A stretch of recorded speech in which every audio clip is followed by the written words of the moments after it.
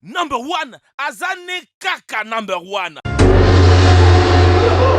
Bonjour et bienvenue à tous. Chacun d'entre nous veut probablement se démarquer des autres. Certaines personnes y parviennent grâce à leur talent et d'autres ont des passe-temps ou des regards inhabituels. Il s'avère que les super-pouvoirs n'existent pas seulement dans les films de science-fiction. Aujourd'hui, nous allons vous parler des gens qui ont choqué le monde avec leurs compétences inhabituelles. Mais avant, quel est le nombre qui est tel que si on le multiplie par 2, on lui ajoute sa moitié, puis son quart, et enfin 1 donnera 100. N'oubliez surtout pas de nous le signifier dans vos commentaires. Bon, mettons-nous au travail.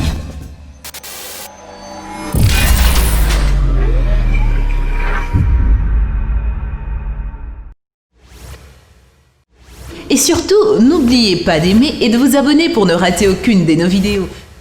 Les moines de Thaïlande. Beaucoup d'entre vous savent probablement que la méditation aide à atteindre l'illumination spirituelle, mais nous parions que vous n'avez jamais rien vu de tel. Il semble que parfois la méditation puisse changer les lois de la physique. De nombreux mythes entourent les moines bouddhistes. Ils sont connus pour leur incroyable capacité que certains considèrent même comme magique. Par exemple, ce sage est devenu célèbre dans le monde entier pour sa performance fantastique. Dans la vidéo, il médite dans un récipient d'huile chaude pendant que ses disciples lui donnent des morceaux de tissu et d'autres objets afin de recevoir au moins une petite partie de ses pouvoirs magiques. Après que cette vidéo ait été téléchargée sur le web, elle a eu une réaction mitigée. Quelques-uns admiraient sincèrement les capacités surnaturelles du moine et d'autres ont immédiatement commencé à étudier le secret derrière ce mystère. La première chose qui semble suspecte est l'huile qui ne bouillonne pas. Quiconque a déjà fait frire quelque chose dans une poêle sait ce que ça produit quand l'huile bout. Pourquoi les assistants du moine n'ont-ils pas mis le thermomètre ou par exemple un morceau de pain dans le récipient juste pour prouver que l'expérience n'est pas fausse? Ça aurait aussi l'air spectaculaire. Les scientifiques sont certains que l'huile dans le récipient ne bout pas du tout. Mais qu'en est-il des flammes qui l'entourent? Il y a aussi une explication à cela. Le contenant peut avoir une tête et un fond qui isole la chaleur. En plus, il y a un autre truc. Si vous ajoutez un peu d'eau à l'huile, elle absorbera la chaleur et l'empêchera de bouillir. C'est à vous de croire ou non ce moine. De telles expériences ne sont pas rares car l'un des buts les plus importants des moines est de surmonter la douleur physique et mentale. Cependant, ce serait une erreur de penser que les pratiquants de la méditation ne le ressentent pas. Bien sûr, leur corps, comme tout autre, réagit à la douleur. La chose est que les moines apprennent à percevoir différemment la souffrance physique, à l'accepter et à l'ignorer. Après tout, la douleur, comme tout en ce monde, est temporelle.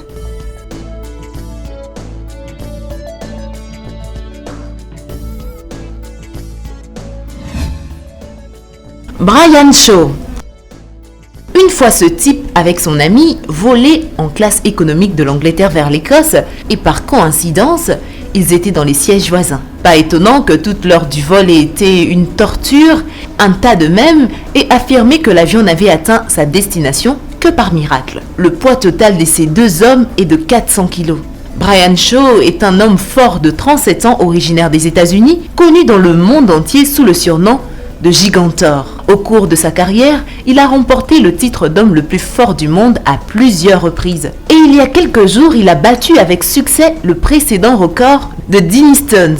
Ces deux pierres ont été rendues célèbres par l'homme fort Donald Denny, qui les aurait portées à main nue sur le pont Potoc en 1860. Depuis la redécouverte des pierres en 1953, ce poids inhabituel a été soulevé par un peu plus de 100 personnes, dont plusieurs femmes. Mais Brian n'a pas seulement soulevé les pierres, il a aussi battu un record pour la distance parcourue en les portant. Les deux pierres pèsent plus de 330 kg, donc pas étonnant que Brian soit heureux de partager les secrets de son entraînement avec les fans.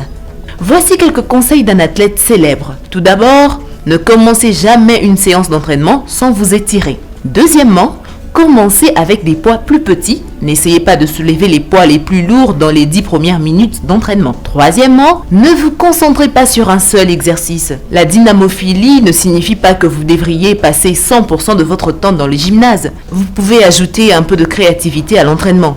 Quatrièmement, suivez toujours les directives de l'exercice. Le cinquième, ne jamais faire de l'exercice sans arrêt, sinon vous risquez de perdre plus de temps en récupération qu'en repos bien mérité. Un autre fait intéressant au sujet de l'homme le plus fort sur Terre est son alimentation. Dans une interview, Brian en parle en détail. Au petit déjeuner, Brian mange habituellement de 6 à 7 œufs brouillés et de 2 à 3 verres de riz bouilli, arrosé d'un smoothie au jus d'orange fraîchement pressé et aux épinards. Son déjeuner se compose de 300 g de steak et la même quantité de riz. Brian mange ces 2 aliments et des légumes pour le reste de la journée. Au total, il prend 6 repas complets, sans compter les collations, les boissons protéinées et les autres suppléments sportifs qu'il prend avant et après l'entraînement.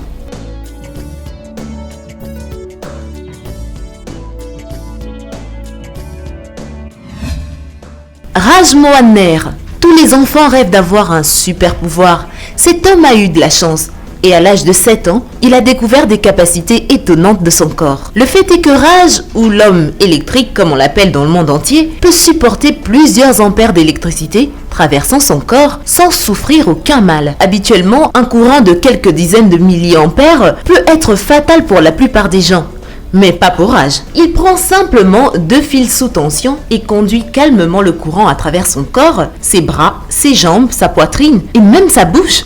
Si ces fils touchaient le corps d'un autre être humain, l'électricité provoquerait la défaillance de ses organes et arrêterait son cœur. Et cela à son tour arrêterait la circulation sanguine et entraînerait une mort rapide. L'histoire de Raj n'est pas moins excitante que ses capacités. À l'âge de 7 ans, il a saisi un fil sous tension dans une boîte à transformateur. Une telle négligence tuerait n'importe quel adulte en une fraction de seconde. Mais rien n'est arrivé à Raj. Depuis, l'homme électrique a décidé qu'il avait un don spécial. Selon les scientifiques, le corps de Raj est 10 fois plus résistant à l'électricité que celui d'un humain moyen.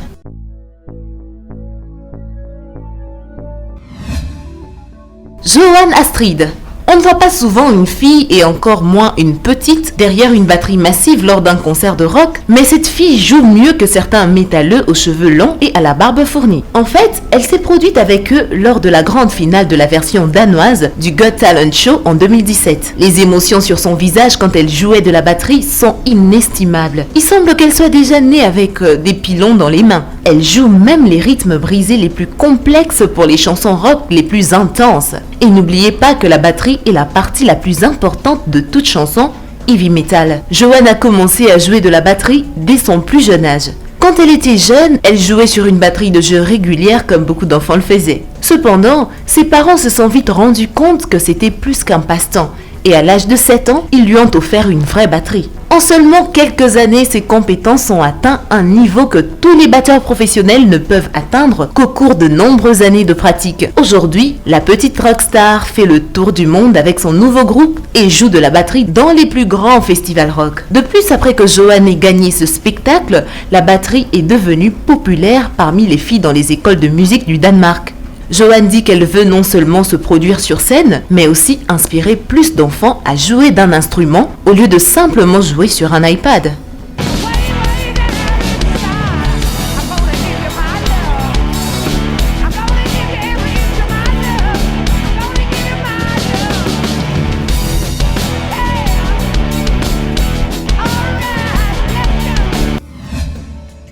Jack Bailey.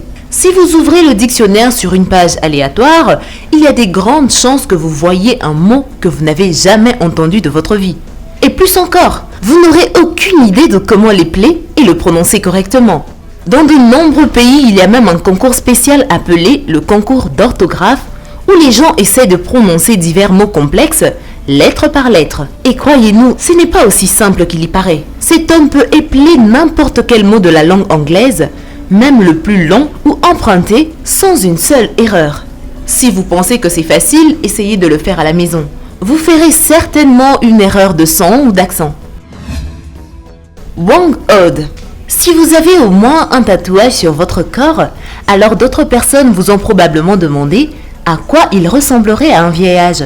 Pour trouver la réponse, regardez cette femme. Elle a plus de 100 ans. Elle est superbe et non seulement elle porte des tatouages sur son corps, mais elle les fait aussi pour les autres personnes. Wang Od est une artiste de l'ancien style de tatouage qui prévaut dans son pays natal, la province philippine de Kalinga. Les artistes comme elle s'appellent Mamba Batok. Ce mot s'est traduit du tagalog par « tape sur la cheville ». C'est ainsi que ce style de tatouage est fait. L'encre sur la cheville avec un poinçon est enfoncée sous la peau en tapotant la cheville avec une pierre. Autrefois, seuls les guerriers pouvaient porter de tels tatouages. Le dessin symbolisait le courage et l'audace, plus considéré comme une sorte d'amulette. Aujourd'hui, n'importe qui peut se faire tatouer par Wang Od, quel que soit son sexe et sa profession. Et les gens viennent des 4 coins du monde. Selon Wang, elle est toujours heureuse de voir des touristes parce qu'ils donnent un sens à sa vie.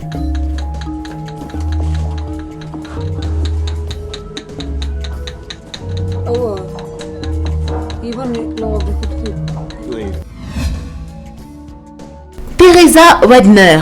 Nous avons tous des goûts différents. Les gens aiment les combinaisons de produits les plus folles, de la pastèque au pain en passant par les frites servies avec de la crème glacée. Mais cette femme de la ville britannique de Bedford a choisi un plat particulièrement bizarre comme plat préféré. Chaque jour, elle ne manque pas l'occasion de se régaler de pierres. Teresa a commencé à se faufiler dans les rochers il y a des décennies. Au début, Teresa aimait leur odeur, mais à un moment donné, elle a décidé d'essayer de les manger.